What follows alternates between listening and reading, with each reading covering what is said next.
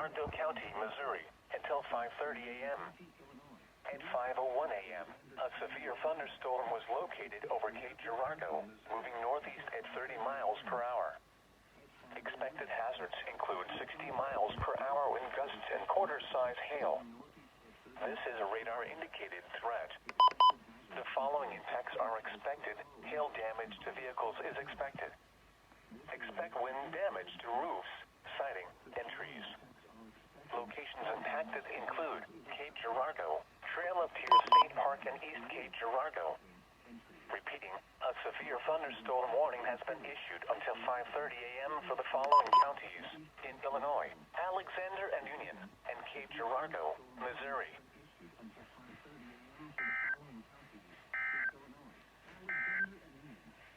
The National